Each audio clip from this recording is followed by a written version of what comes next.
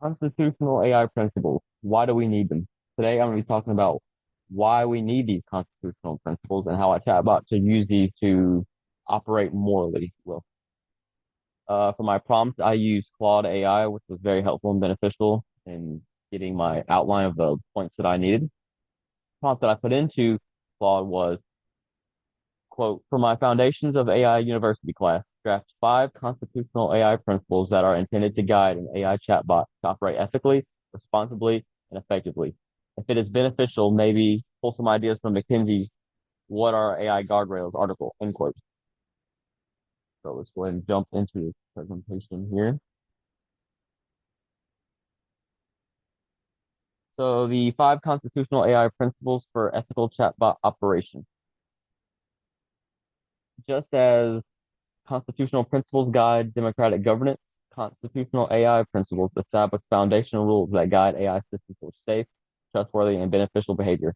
So just as our country needs a constitution, I mean, it needs to have rules and laws in order for people to operate ethically, just as AI needs these laws in order for it to best benefit us as a society.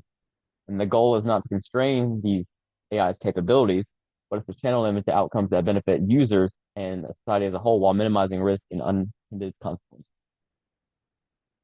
So the first principle is the appropriateness and human dignity. The AI chatbot shall generate content that respects human dignity and avoids harm. So that's dealing with the point of detecting and blocking hate speech, refusing biased outputs, and protecting vulnerable users. So this first point of detecting and blocking hate speech, preventing content that promotes violence, discrimination, or illegal activities. From our textbook, Co-Intelligence, Molik gives examples like Tay.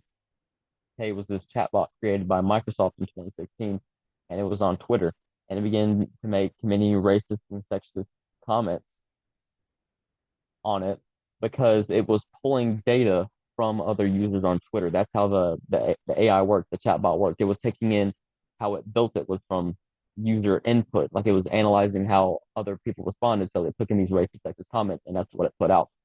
That's something. That's why the principles first. That's something that we need to completely eliminate. And AI, that just has we have no place for it. Getting the second point, the factual accuracy and epistemic humility. The AI chatbot shall strive for truthfulness while acknowledging the limits of its knowledge. In an age of misinformation, this is paramount. It deals with mitigating hallucinations, expressing uncertainty, and providing sources. We need to make sure that what we're reading is factual. So it needs to have sources. It doesn't need to say, okay, this is the answer to this. Well, why is that the answer?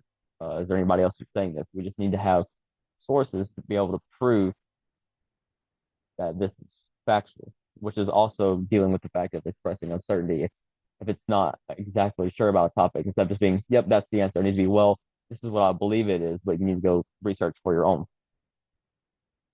Principle 3 is the privacy protection and data stewardship. The AI chatbot shall protect user privacy and handle data responsibly. The chatbot must never unnecessarily request or store personally identifiable information, refuse requests compromising privacy or security, and avoid retaining identifying details. If you go into a website, say, and you see the little agreement, would any of you agree to something? Oh, we're going to be storing your information and selling it or sending it to other people. No, nobody would ever agree to that. So you need to have these guidelines as well on AI, just like there's a website and things you agree to. So that included it must avoid processing sensitive data without explicit user awareness, the user knowing what's going on, sharing personal information across different systems, and ignoring regulatory compliance obligations. The fourth principle is the user alignment and the purpose adherence. The AI chatbot shall remain focused on serving user needs within its intended purpose.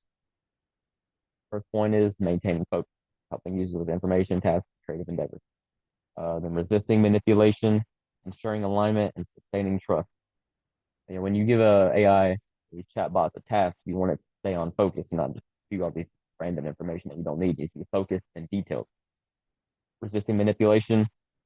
There's been several cases in our book, AI has been manipulated by different users of it trying to get an answer that it shouldn't put out, but it's just over and over and over, and it just gets manipulated and just jailbreaks the AI. And sustaining trust. All these need to be implemented. And then finally, the fifth principle, which is transparency and accountability. AI chatbot to operate transparently about its nature, capabilities, and limitations. It needs to identify as an AI. It doesn't need to represent itself as a human. It needs to know what it is that its machine built for. It's in the purpose of helping us. Disclosing its limitations, explaining its reasoning, and enabling oversight. If you went into a job interview and they asked you, okay, so what can you do? Can you do this job? Oh yeah, I've done that job. I can do that. I've been doing that for years. And then they hire you, put you on the floor, and what do? You have no clue how to do it. So then they fire you. That's the same example that we need to use for AI. It needs to tell you its limitations up front. So no, I'm not. This is all I can do. I'm not sure if this is correct or not. You need to look for yourself, and the employer will be more accepting of that response than if you lying and it's just going to be worth it in the long run, just as AI needs to solve its limitations. So why does all this matter? Why does constitutional AI principles matter?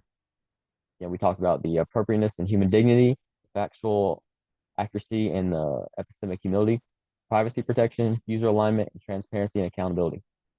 How do we ensure that AI amplifies human flourishing rather than concentrating power or spreading harm? AI is becoming more prominent in everything. We need to work on these constitutional AI principles to help us just as we help the country with our constitution. And I do believe that this presentation was beneficial in explaining that.